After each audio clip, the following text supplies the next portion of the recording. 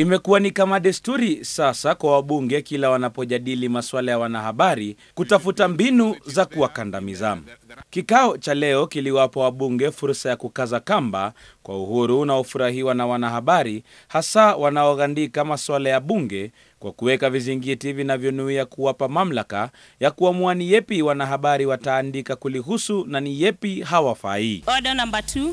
Katika mswada huo wanatija na mamlaka ya wabunge unaodhaminiwa na mbunge wa Eldas Adan Keynan, bunge limefanikiwa kuweka vikwazo kwa utendakazi wa wanahabari kwa kujipa jukumu la kuamua iwapo yanayojadiliwa katika kamati za bunge yatachapishwa au la.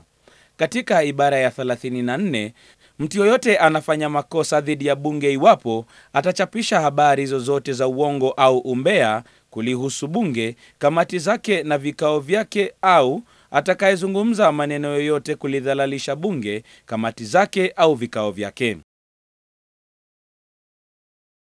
Yeyote atakayepatikana na hatia ya kukiuka sheria hii na adhabu haijatolewa atatozwa faini isiyozidi shilingi 1500 au kutumikia kifungo kisichozidi miaka 2 au zote mbili.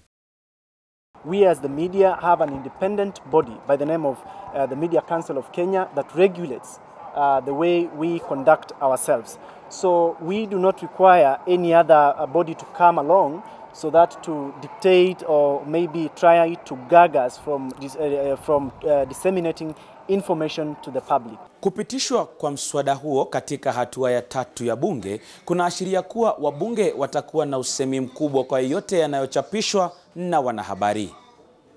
This bill negates the gains of the Constitution, denies us our rights as parliamentary reporters and journalists, and it is going to put us in a battlefront with Parliament, because when now we are required to get permission from the leadership of Parliament or from the committee chairs to cover this committee, and then we don't know again where the buck stops. Mswada huo sasa unatarajiwa kuwasilishwa kwa bunge la Seneti ili pia maseneta watoe mwelekeo wao kabla ya kuwasilishwa kwa rais. We are going to lobby the Senate that the Senate should also not let us down as the National Assembly has done, because they promised to change these clauses, and what we have seen is a stab on the back. Kando na muungano wa wanahabari wanaoripoti bungeni kupaza sauti yao, wamiliki wa vyombo vya habari pia wamekashifu hatua hiyo, huku wakisema kuwa inakwenda kinyume cha katiba. Kennedy Mureithi, QTV.